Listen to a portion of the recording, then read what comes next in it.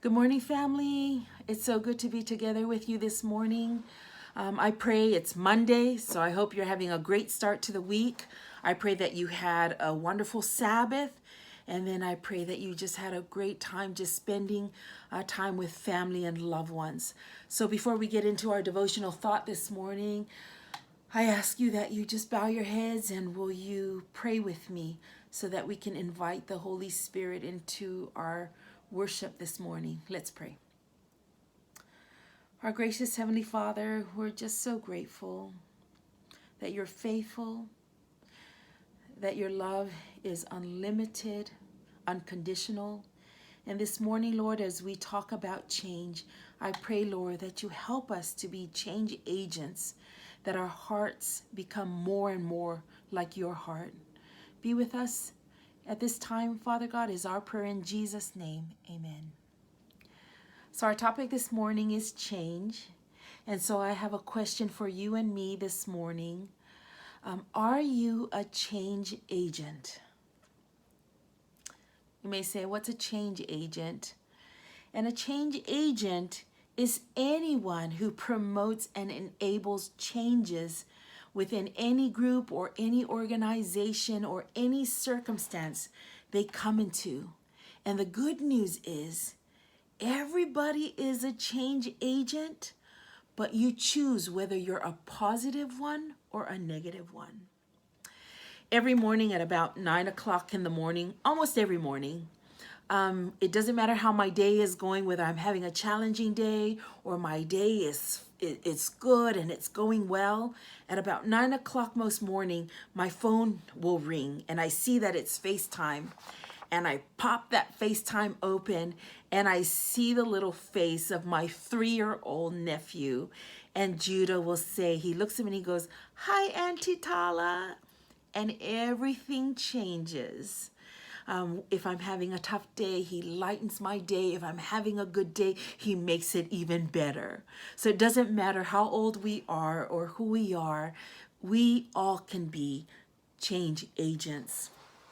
This morning, our text comes from Proverbs 18:21, and it's from the Amplified Version. So I'm going to read it for you. It says, "Death and life are in the power of the tongue, and those who love it and indulge it will eat its fruit and bear the consequences of their words." Words have consequences. We can be change agents by the use of our words. Words are powerful.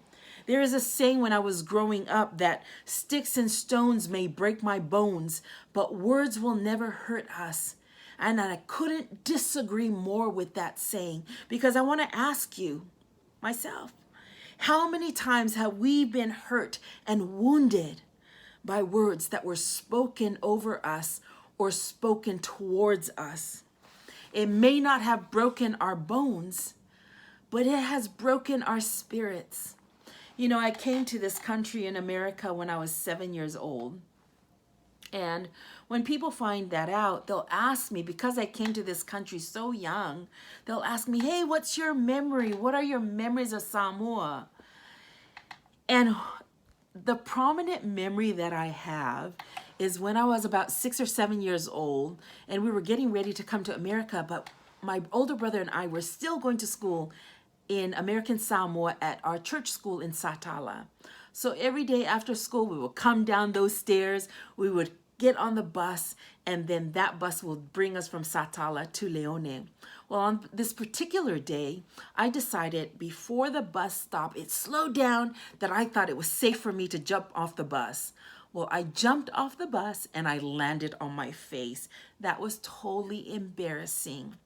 But what happened next was the bus driver stopped, and in Samoan, he cussed at me and he told me I was stupid. And he said, he hurled all these words, and I got up and I had my head down and I cried all the way home. I still remember that day. The power of words has affects impact on those that say it and those that are spoken to. The power of the tongue has changed the course of nations. It is capable of starting and ending wars. It has spurred women and men to fight for a cause, galvanize men and women for the cause of either bad or good. The power of words can bring healing. There's a couple of verses that I love in Proverbs, and one of them is Proverbs 15:4. It says, "The tongue that brings healing is a tree of life." And then Proverbs 12:25 says, "An anxious heart weighs a man down, but a word cheers him up." You know, if you talk to anybody who has worked in the healing profession, they will tell you that whenever there's a patient who is surrounded by positive, optimistic, caring people who build them up and affirm them with their words, that person has a much better chance of recovering and also normally recovers faster. And then when you have a patient who is off by himself with no encouraging words, or who is surrounded by negative or critical or pessimistic people, that person will have a much harder time getting better under normal circumstances. Why? Because pleasant words literally brings healing to the bones. How blessed are you and me when we have people that come next to us and speak over our lives to affirm us and encourage us. There are so many stories in the Bible regarding the power of words, but one of my favorites is found in John 8:2-11. We know this story, we've heard it many times. Verse 2 of John 8, I'll start reading the verse for us. "Early in the morning he came into the temple. All the people came to him and sat down, and he began to teach them. The scribes and the Pharisees brought a woman who was caught in adultery, and making her stand before all of them, they said to him, 'Teacher, this woman was caught in the very act of committing adultery. Now in the law, Moses commands us to stone such women. Now what do you say?' Verse 6, they said this to test him so that they may have some charge to bring against him. Jesus bent down and wrote with his fingers on the ground. When they kept on questioning him, he straightened up and said to them, 'Let anyone among you who is without sin be the first to throw a stone at her.' Once again, he bent down and wrote on the ground." Verse 9, this is the verse. And when they heard it, I'm like, what did they hear? Jesus wasn't saying anything.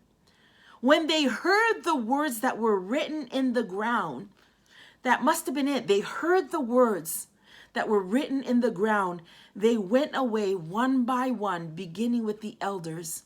And Jesus was left alone with the woman standing before him.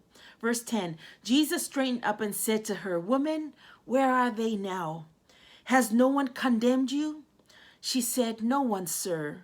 And Jesus said, 'Neither do I condemn you.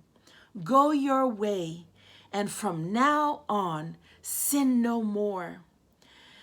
As we look at this story, the scribes and Pharisees enter this scene with accusing words about this woman that was caught in the act.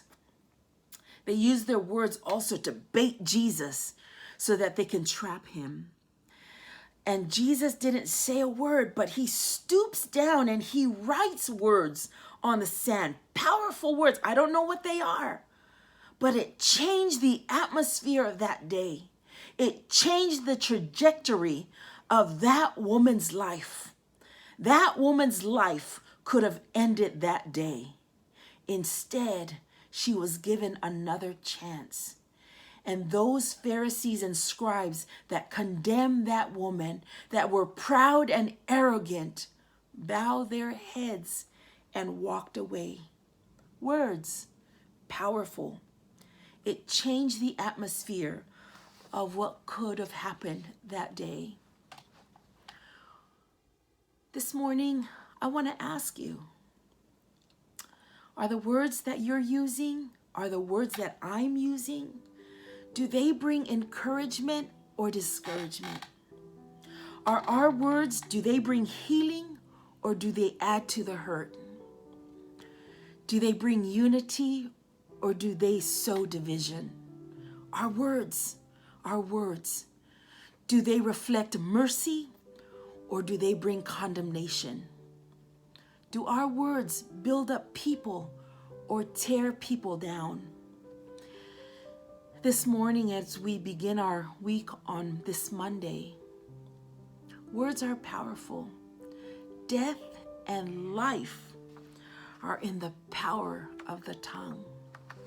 My brothers, my sisters, my parents, our generation, our fathers and our mothers, how important is our words? This morning, I pray that you and I will be positive change agents, especially during this time that there's so much going on in our world, in our homes, in our churches, that God will help us, that we will receive God's help in changing our surrounding and the atmosphere. So let me just leave you with this last question. Are you using your words, the power of your tongue, to build the kingdom of God for a positive outcome? I pray your answer and my answer is yes. Let's pray.